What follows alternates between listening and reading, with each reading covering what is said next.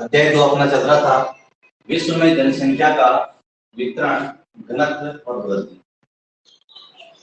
विश्व स्तर पर जनसंख्या का टॉपिक हम पढ़ रहे थे और दूसरा पार्ट है अपना वितरण में हमने लगभग, क्योंकि इस पार्ट में 3 टॉपिक है, जनसंख्या का वितरण, दूसरा घनत्व और तीसरा वृद्धि। वितरण हमने कर लिया है पूरा। विश्व स्तर पर जनसंख्या का वितरण असमान है, इस बारे में काफी सारे टॉपिक्स अध्ययन किए थे। विश्व स्तर पर जो है जनसंख्या का वितरण किस किस प्रकार है, कौन से महाद्वीप में ज्यादा है, कौन से महाद्वीप में कम है, क्रमानुसार महाद्वीप वाइज जनसंख्या का डिटेल से अध्ययन किया था। सर्वाधिक जनसंख्या वाला महाद्वीप एशिया है, उसके बाद अफ्रीका, फिर यूरोप, उत्तरी अमेरिका, दक्षिणी अमेरिका, क्रमानुसार अध्ययन किया था। लगभग वितरण का टॉपिक पूरा हो चुका। अंतिम रूप से हमने पढ़ा था जनसंख्या वितरण को प्रभावित करने वाले कारक हमने देखे थे, भौगोलिक कारक, आर्थिक कारक, सामाजिक कारक, राजनीतिक कारक। लगभग इनका अध्ययन हो चुका है, वितरण वाला टॉपिक पूरा हो चुका है। अगला टॉपिक है अपना जनसंख्या वाले पार्ट में से जनसंख्या का घनत्व, डेंसिटी। विश्व स्तर पर जनसंख्या का घनत्व किस प्रकार। तो सबसे पहले घनत्व किस प्रकार है ये समझने से पहले हमें पढ़ना पड़ेगा कि घनत्व होता क्या है, जनसंख्या घनत्व का अर्थ क्या है, या घनत्व किसे कहते हैं, जनसंख्या की डेंसिटी यानी घनत्व से क्या अभिप्राय है। परीक्षा में पहले ही क्वेश्चन आता है जनसंख्या घनत्व किसे कहते हैं। तो जनसंख्या घनत्व का अच्छी तरह से आप समझ लें और न्यूमेरिकल सवाल भी इस रूप में आ सकते हैं। घनत्व का अर्थ क्या होता है कि एक इकाई क्षेत्र में, परिभाषा के रूप में याद रखें, ये इकाई क्षेत्र में रहने वाले, एक इकाई क्षेत्र में रहने वाले लोगों की संख्या, एक इकाई क्षेत्र में रहने वाले लोगों की संख्या क्या कहलाती है, जनसंख्या घनत्व कहलाती है।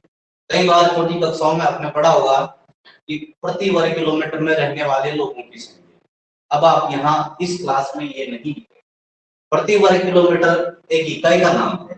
हमारे देश में जनसंख्या घनत्व को प्रति वर्ग किलोमीटर के रूप में मापते हैं। हो सकता है किसी देश में एक वर्ग मील में मापते हो, किसी देश में एक वर्ग मीटर में मापते हो। तो ये इकाई लिखना ठीक है, बड़ी क्लास में है, और इस चीज को आप ध्यान दें कि एक इकाई का मतलब क्या है। वो इकाई कुछ भी हो सकता है, एक मील हो सकता है, एक मीटर हो सकता है, एक किलोमीटर हो सकता है, एक हेक्टोमीटर हो सकता है। तो यहाँ पर जो डेफिनेशन है अपनी घनत्व की, इसमें आप ध्यान दें, इस परिभाषा में एक इकाई क्षेत्र में रहने वाले लोगों की संख्या क्या कहलाती है, जनसंख्या घनत्व कहलाता है। जनसंख्या घनत्व कहलाता है। समझ में आया होगा। फिर ध्यान दें लैंग्वेज पे, एक इकाई क्षेत्र में रहने वाले लोगों की संख्या क्या कहलाएगी, जनसंख्या का घनत्व कहलाएगी। जनसंख्या घनत्व ज्ञात करने के लिए जो सूत्र है वो आपको ध्यान रखना है। परीक्षा में कई बार एक नंबर का सवाल इसी रूप में आ जाता है कि जनसंख्या घनत्व ज्ञात करने का सूत्र क्या है। सीधा सा सूत्र है कि उस स्थान की जनसंख्या में वहां के क्षेत्रफल का भाग देना, जनसंख्या बटा क्षेत्रफल। किसी स्थान की जनसंख्या में वहां के क्षेत्रफल का भाग देने से जनसंख्या का घनत्व प्राप्त होता है। अब इस तरह से इस रूप में न्यूमेरिकल सवाल किस तरह आते हैं, जैसे मैं यहाँ आपको एक उदाहरण देके बताता हूँ, आप समझ जाएंगे और उदाहरणों की प्रैक्टिस भी क्या करें। तो यहाँ मैं बता रहा हूँ, किसी गांव की जनसंख्या, किसी गांव की जनसंख्या 15,000 है।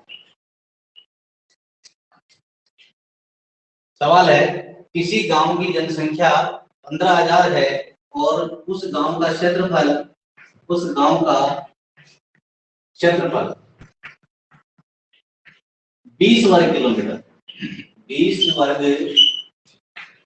किलोमीटर है। तो वहां का जनसंख्या घनत्व कितना होगा, वहां का जनसंख्या घनत्व ज्ञात करना है। न्यूमेरिकल सवाल आ सकता है परीक्षा में, सूत्र याद रखें, अपने आप हो जाएगा। तो आप क्या करना है, जनसंख्या में क्षेत्रफल का भाग देना है। उदाहरण पे ध्यान दें, गांव की जनसंख्या 15,000 है, यानी कि जनसंख्या की जगह क्या लिख देंगे 15,000। क्षेत्रफल कितना है 20 वर्ग किलोमीटर। तो जनसंख्या बटा क्षेत्रफल करने पर वहां जो प्राप्त होगा ये है आपका जनसंख्या घनत्व। अब नोट कर रहे हैं तो कर लें। जैसे मैं सवाल यही पर कर देता हूँ, सूत्र की तरह से यहाँ लिख देता हूँ 15,000 बटे 20 और 0 से 0 कट जाएगा, यहाँ आ जाएगा 7 गुनी 14 और 5 गुनी 10 50। घनत्व के पीछे लिखते हैं व्यक्ति प्रति वर्ग किलोमीटर, प्रति वर्ग किलोमीटर 750 व्यक्ति प्रति वर्ग किलोमीटर। तो इस तरह से जनसंख्या का घनत्व ज्ञात करते हैं। एक बार फिर समझ लें, जनसंख्या का घनत्व किसे कहते हैं? एक इकाई क्षेत्र में रहने वाले लोगों की संख्या जनसंख्या घनत्व कहलाता है। सूत्र के रूप में लिखें या सूत्र के रूप में पूछे तो इसको शॉर्ट में जनसंख्या बटा क्षेत्रफल लिखते हैं। किसी स्थान की जनसंख्या में उस स्थान के क्षेत्रफल का भाग देने से वहां का जनसंख्या घनत्व प्राप्त होता है। जैसे उदाहरण बताया मैंने, किसी गांव की जनसंख्या 15,000 है और वहां का क्षेत्रफल 20 वर्ग किलोमीटर है, तो वहां पर जनसंख्या में क्षेत्रफल का भाग दिया 750 व्यक्ति प्रति वर्ग किलोमीटर घनत्व आ गया। इस तरह से जनसंख्या का घनत्व ज्ञात किया जाता है। ठीक है, मिटा देता हूं मैं इनको, आगे बढ़ते हैं।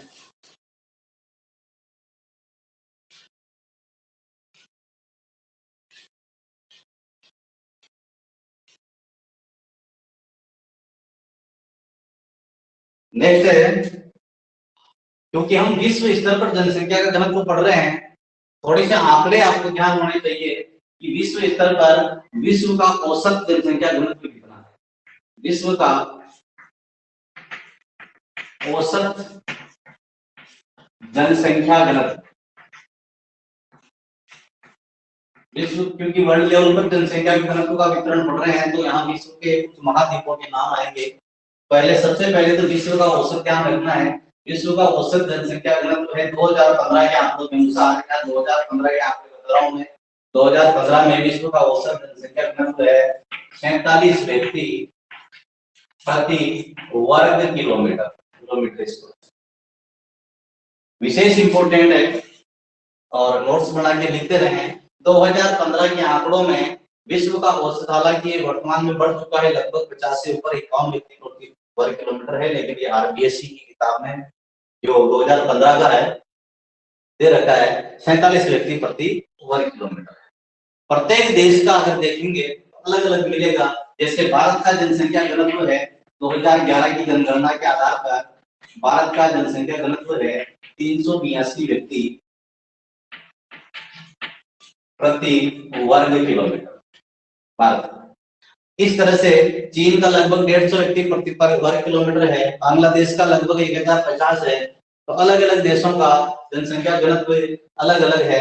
कई देशों का है, इसमें मैं आपको लिखूंगा अभी। विश्व में सर्वाधिक जनसंख्या घनत्व वाला देश है मोनाको, ठीक है। इसके बाद है मकाओ, इसके बाद हांगकांग, सिंगापुर। तो इस तरह से कई सारे देशों के नाम हैं। सबसे पहले मैं महाद्वीप वाइज जनसंख्या के घनत्व की चर्चा करता हूं। महाद्वीपों का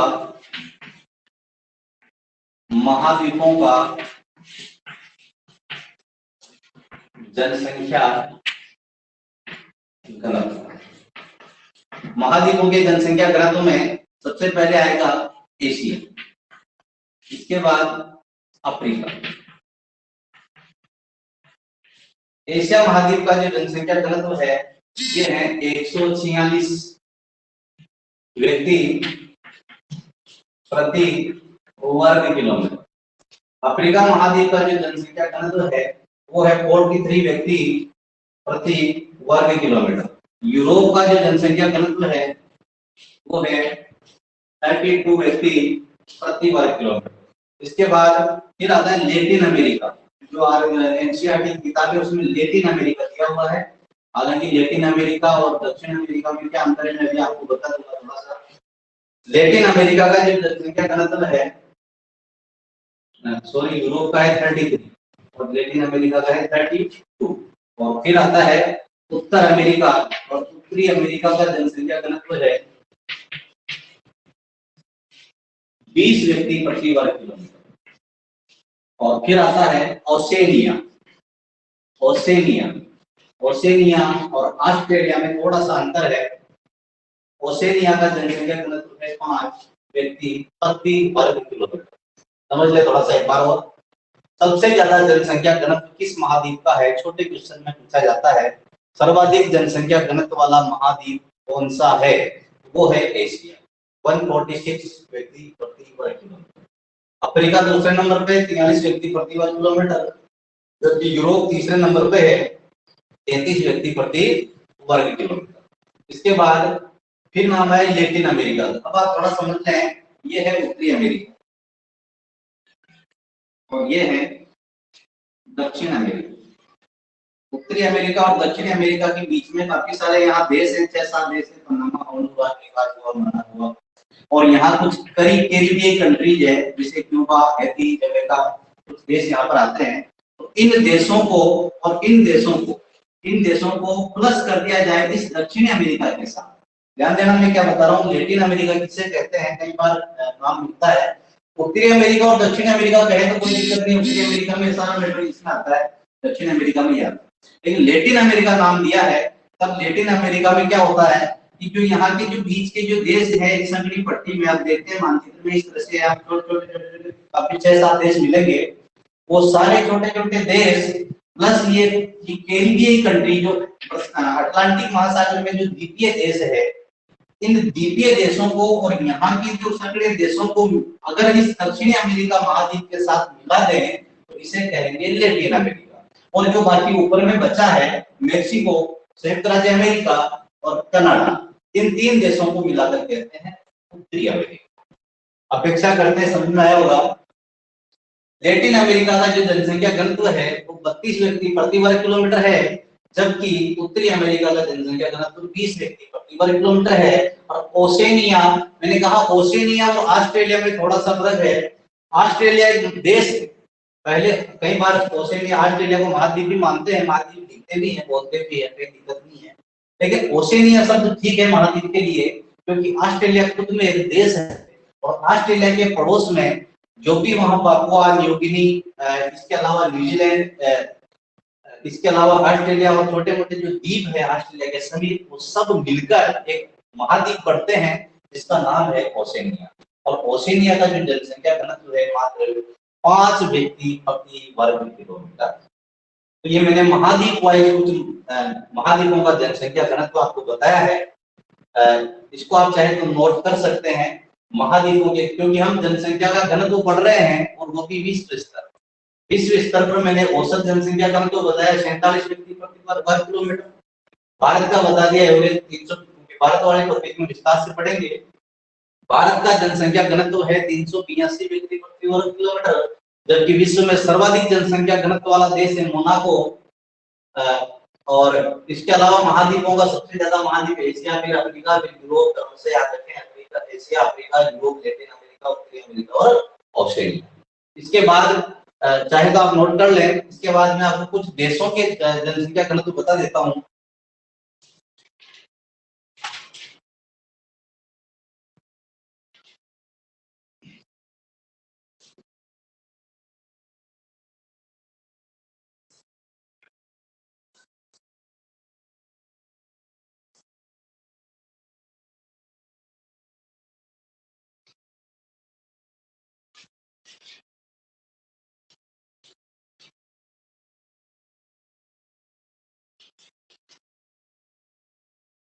विश्व के कुछ देश हैं जो बहुत ज्यादा जनसंख्या घनत्व वाले में आते हैं और उनमें सबसे पहले नाम आएगा मोनाको।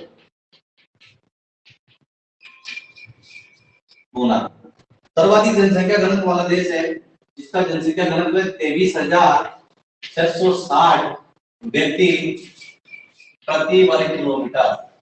एक वर्ग किलोमीटर में 23,660 व्यक्ति निवास करते हैं प्रति वर्ग किलोमीटर। ध्यान दें, मोनाको। और इसी के बाद दूसरा देश है मकाओ। मकाओ चीन के अधिकार क्षेत्र में आता है।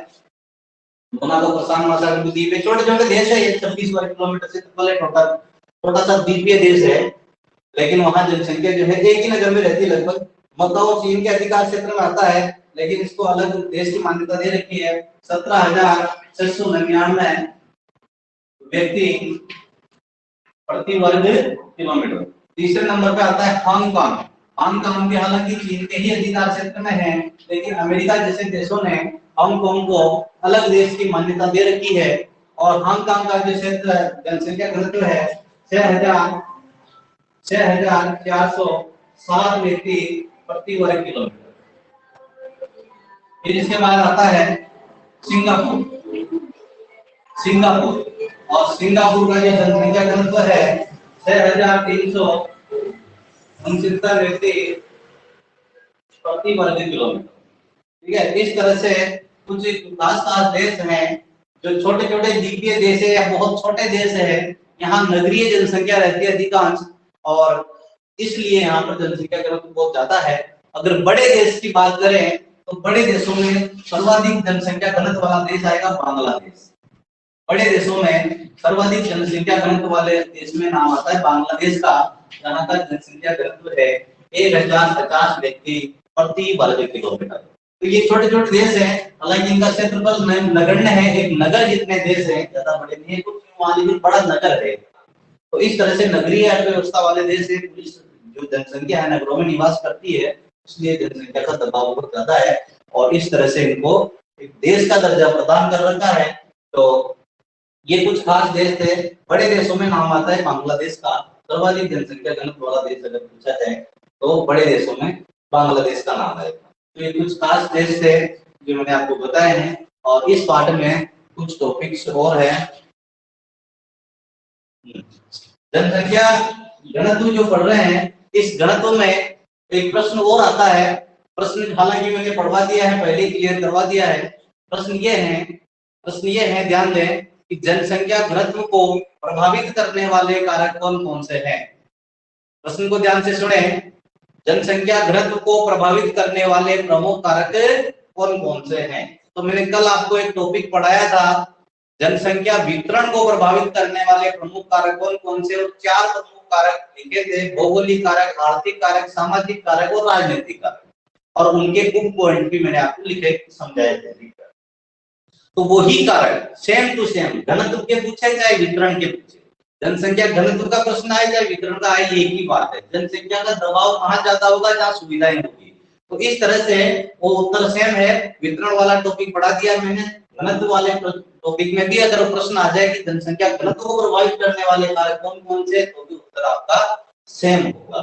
तो जनसंख्या घनत्व की दृष्टि से मैंने आपको घनत्व का अर्थ बताया है। न्यूमेरिकल सवाल मैंने आपको किस तरह सवाल आता है सूत्र में बिठाकर किस तरह करना है वो बता दिया है। और इसके बाद मैंने आपको विश्व का औसत जनसंख्या घनत्व बताया है जो कि 47 व्यक्ति प्रति वर्ग किलोमीटर है। और मैंने कुछ महाद्वीपों के हिसाब से सर्वाधिक जनसंख्या घनत्व वाला महाद्वीप एशिया है, उसके बाद अफ्रीका है, उसके बाद यूरोप है, उसके बाद लैटिन अमेरिका है, उसके बाद उत्तरी अमेरिका है, उसके बाद ओशिनिया है। और अंटार्कटिका जो महाद्वीप है वो निर्जन है, जनशून्य है, इसलिए वहां का जनसंख्या घनत्व कुछ भी नहीं है।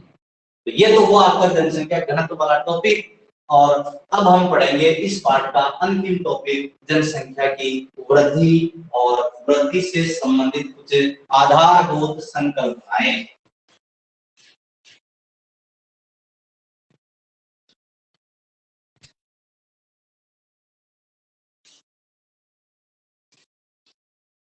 तो कुछ बेसिक कॉन्सेप्ट है, ध्यान से समझे और सुने। टॉपिक अपना अगला आ रहा है जनसंख्या की वृद्धि। वृद्धि किसे कहते हैं, जनसंख्या वृद्धि किसे कहते हैं। सबसे पहला टॉपिक, पहला ही क्वेश्चन बनता है, जनसंख्या वृद्धि किसे कहते हैं। ग्रोथ, जनसंख्या बढ़ना किसे कहते हैं। तो जनसंख्या बढ़ना का मतलब ये नहीं लोग बढ़ गए हैं, घट गए हैं, ऐसा नहीं कह सकते हैं। लैंग्वेज की दृष्टि से अगर परीक्षा में प्रश्न आए कि जनसंख्या वृद्धि के क्या अभिप्राय है या जनसंख्या वृद्धि किसे कहते हैं, तो जनसंख्या वृद्धि की 90 तुल्य शब्दों में डेफिनेशन ज्ञान होना चाहिए कि निश्चित स्थान पर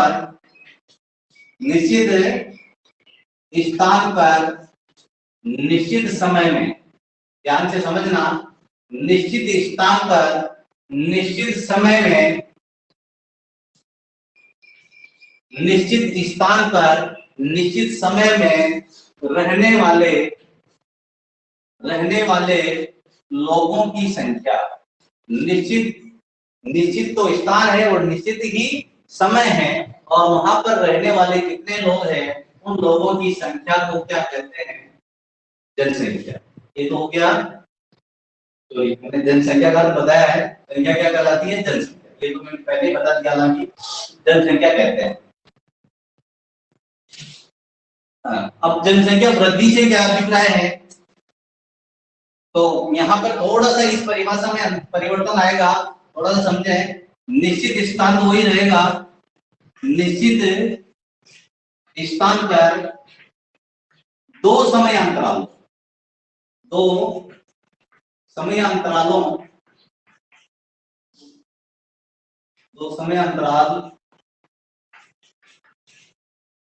निश्चित स्थान पर दो समय अंतरालों में होने वाला जनसंख्या का परिवर्तन क्या कहलाएगा? जनसंख्या वृद्धि कहलाता है। जनसंख्या वृद्धि कहलाता है।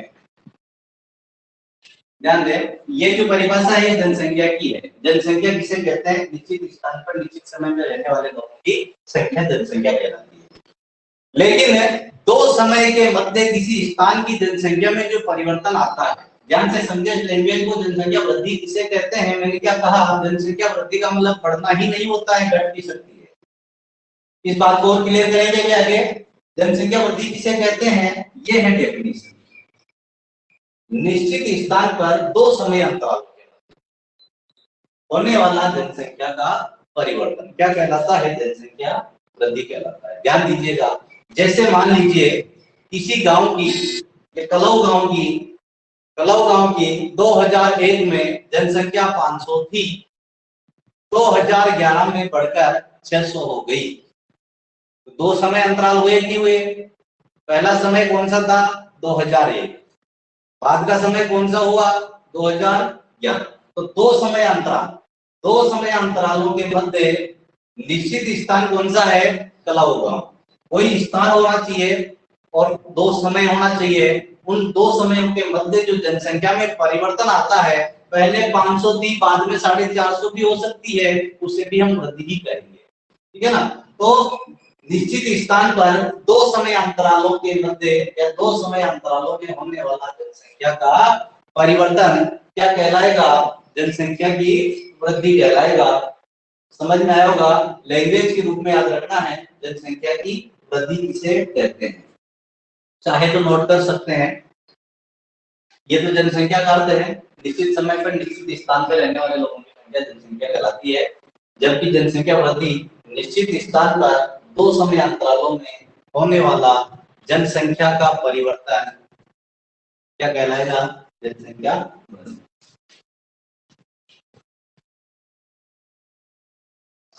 अब जनसंख्या वृद्धि को दो रूपों में व्यक्त करते हैं। जनसंख्या वृद्धि जो है धनात्मक हो सकती है, धनात्मक वृद्धि हो सकती है और ऋणात्मक वृद्धि हो सकती है।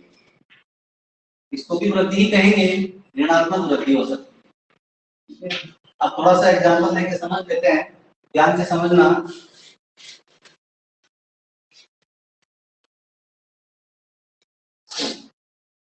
मान लीजिए कोई गांव है, चलो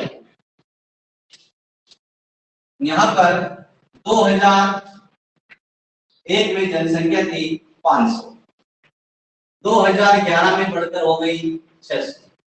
तो वृद्धि कैसी हुई? धनात्मक। वृद्धि कैसी हुई? धनात्मक। कितनी वृद्धि हुई? 100 की। यही गांव है, मान लीजिए क्षेत्रावास, जनसंख्या थी मान लीजिए 2001 में 500 और 2011 में 500 से घटकर क्या हो गई? 450। मान लीजिए कुछ लोग प्रवास कर गए, दूसरी जगह चले गए, तो जनसंख्या कम होकर कितनी हो गई? 450। तो जनसंख्या क्या हुई? घटी है। घटी है तो उसे क्या कहेंगे? ऋणात्मक वृद्धि। क्या कहेंगे उसको? ऋणात्मक वृद्धि, यानी कि माइनस क्या हुई? ऋणात्मक क्या होगी? माइनस का चिन्ह लगा। तो जनसंख्या की वृद्धि जो है धनात्मक भी हो सकती है और ऋणात्मक भी हो सकती है। सिंपल सी बात है। और फिर अब हम पढ़ेंगे आगे जनसंख्या की प्राकृतिक वृद्धि।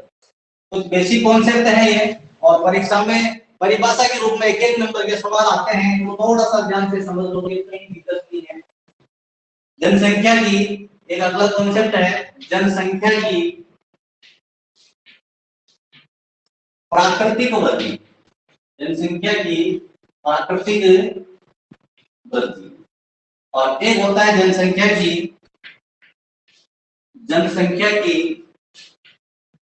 वास्तविक वृद्धि।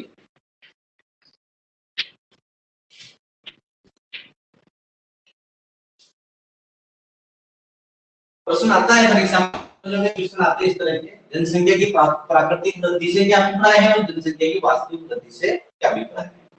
बेसिक कॉन्सेप्ट है, बहुत ही बारीकी से समझना। जनसंख्या कम ज्यादा होना मूलतः दो कारकों पर डिपेंड करता है। जनसंख्या कम होना और ज्यादा होना, या तो जन्म हो गए, या तो लोगों का क्या हो गया? जन्म हो गया, या क्या हो गया? मर गए। जनसंख्या बढ़ने का या कम होने का दोनों ही कारण है प्राकृतिक रूप से, या तो पैदा होते हैं या मरते हैं। पैदा हो गए तो बढ़ गए, मर गए तो घट गए। पैदा होने से जनसंख्या वृद्धि होगी और मरने से जनसंख्या में कमी आएगी। तो जन्म दर, यहां मैंने जन्म दर नहीं लिखा, तो इसको जन्म दर माइनस मृत्यु दर, जन्म दर माइनस मृत्यु दर बराबर क्या है? प्राकृतिक वृद्धि। जन्म दर माइनस मृत्यु दर बराबर प्राकृतिक वृद्धि दर। ध्यान दें, जन्म दर में मृत्यु दर घटा ले। जैसे मान लीजिए 100 पैदा हुए या 50 पैदा हुए, जिसमें से 40 या 20 मर गए, तो वृद्धि कितनी हुई? 30। ठीक है ना? दर शब्द थोड़ा सा अभी बाद में आएगा। तो जन्म और मृत्यु के अंतर को ही प्राकृतिक वृद्धि कहते हैं। जन्म और मृत्यु, क्योंकि नेचुरल रूप से प्रकृति में लोग इसी तरह बढ़ते हैं और आसमान से बारिश के साथ पैदा नहीं होते हैं, न पेड़ पे लगते हैं। तो इस तरह से लोग या तो पैदा होते हैं या मरते हैं। तो नेचुरल यानी कि प्राकृतिक रूप से वृद्धि, जन्म दर माइनस मृत्यु दर बराबर प्राकृतिक वृद्धि दर। प्राकृतिक वृद्धि दर का अगर कॉन्सेप्ट पूछे, प्राकृतिक वृद्धि दर किसे कहते हैं, तो जन्म दर में से मृत्यु दर घटाने पर जो आंकड़ा प्राप्त होता है उसे जनसंख्या की प्राकृतिक वृद्धि दर कहते हैं। जबकि फिर अगला कॉन्सेप्ट अपना आ रहा है जनसंख्या की वास्तविक वृद्धि दर क्या है। तो फिर ये वास्तविक शब्द कहां से आया है? तो जनसंख्या पैदा भी नहीं हुई और मरे भी नहीं, फिर भी कम ज्यादा हो गई। अपना ध्यान से समझे, न तो पैदा हुए न मरे, फिर भी जनसंख्या कम ज्यादा हो सकती है। तो तीसरा कॉन्सेप्ट आएगा एक प्रवास। ठीक है ना? तो यहाँ पर ये तो है ही है, इसमें जन्म दर माइनस मृत्यु दर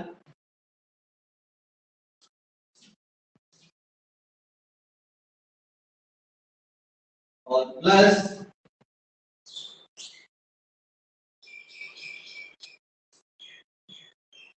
माइनस आ जाएगा प्रवास।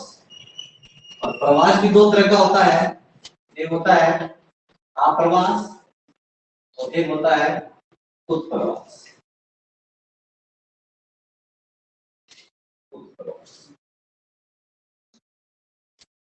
ठीक है, तो ये प्लस आएगा।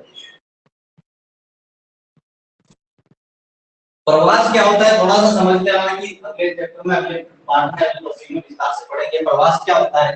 प्रवास माइग्रेशन, जनसंख्या का अपने स्थान से छोड़कर अन्यत्र चले जाना प्रवास कहलाता है।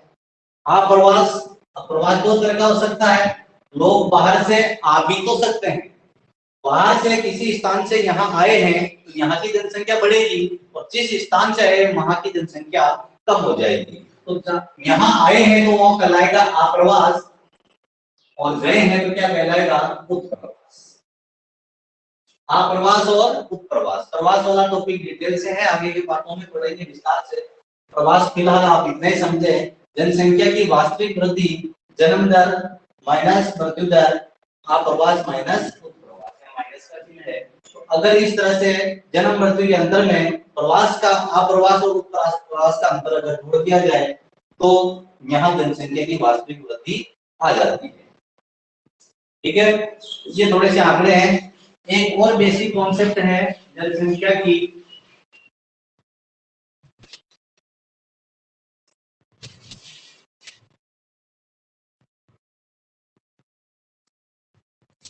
जनसंख्या की वृद्धि दर। प्रश्न आ सकता है न्यूमेरिकल वृद्धि दर कैसे ज्ञात करते हैं, तो यहाँ पर मैं एक सवाल लेके समझाता हूँ, फिलहाल थोड़ा सा समझे। किसी गांव की 2001 में जनसंख्या 500 थी। कितनी थी? 500 थी। ध्यान से समझें, किसी गांव की 2001 में जनसंख्या 500 थी, 2011 में बढ़कर 600 हो गई, 600 हो गई। तो वृद्धि दर कितनी होगी? सवाल ऐसा है कि वृद्धि दर ज्ञात करो, वृद्धि दर रेट, है ना। तो वृद्धि दर ज्ञात करने से पहले तो आपको ये ज्ञात करना है कि वृद्धि कितनी हुई है। पहले जनसंख्या कितनी थी? 500, फिर बढ़कर कितनी हुई? 600। तो इस तरह से जनसंख्या की कुल वृद्धि कितनी हो गई? कुल वृद्धि हो गई है 600 माइनस 500 बराबर 100। जनसंख्या की वृद्धि कितनी हुई है? 100 की। 100 लोग बड़े हैं 10 साल। टोटल जनसंख्या 100 बड़े, लेकिन ये प्रतिशत में निकालना है। सिंपल सी बात है, मैथमेटिक्स का सवाल है और छठी 7वीं 8वीं क्लास में आते हैं।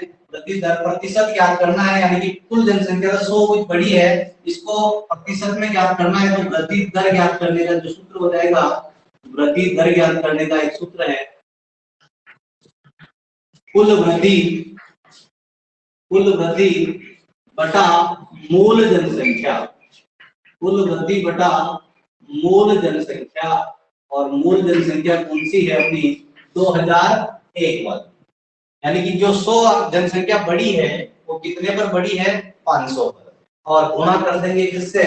100 से। तो अपना जो आंकड़ा है वो प्रतिशत में प्राप्त हो जाएगा। कुल वृद्धि कितनी है? 100 की, और बटे कितने हैं? 500, और गुणा किससे कर देंगे? 100 से। तो अपना जो आंकड़ा है वो आ जाएगा 20%। जनसंख्या की वृद्धि कितने प्रतिशत है? 20%। ध्यान दें, यानी कि जो जनसंख्या वृद्धि है उसको प्रतिशत में ज्ञात करना ही क्या कहलाता है? जनसंख्या की वृद्धि दर कहलाती है। और अगर इसका सूत्र पूछे तो जो कुल वृद्धि हुई है उसमें मूल जनसंख्या का जो प्रारंभिक मान है उसका भाग लगा देंगे और 100 से गुणा कर देंगे, जनसंख्या की वृद्धि दर प्रतिशत में आ जाएगी। सिंपल सा मैटर है, कोई दिक्कत नहीं। ठीक है, जनसंख्या की जो वृद्धि है, वृद्धि दर, प्राकृतिक वृद्धि, वास्तविक वृद्धि, धनात्मक और ऋणात्मक वृद्धि, ये जो कॉन्सेप्ट है, कुछ पारिभाषिक शब्दावलियां हैं, इस तरह से न्यूमेरिकल सवाल क्वेश्चन आ जाते हैं 7 नंबर का। तो जनसंख्या की वृद्धि दर मैंने आपको बताई है। नेक्स्ट हम पढ़ेंगे जनसंख्या परिवर्तन के प्रमुख घटक, और जनसंख्या परिवर्तन में प्रवास, उत्प्रवास, अप्रवास, और इस तरह से जनांगीय संक्रमण सिद्धांत, और एक दो चैप्टर और बचे हैं। कोशिश करेंगे कल की वीडियो में आपका एक क्लास हो जाएगी, ये पार्ट भी हो जाएगा, और इसके बाद अगला पार्ट शुरू करेंगे। तो इस तरह से ये जनसंख्या वितरण, घनत्व और वृद्धि वाला टॉपिक है। वृद्धि वाले टॉपिक में थोड़ा सा मैटर बाकी है, मैं कल करवा दूंगा, और नेक्स्ट में फिर आगे वाला चर्चा करेंगे। फिलहाल इतना ही।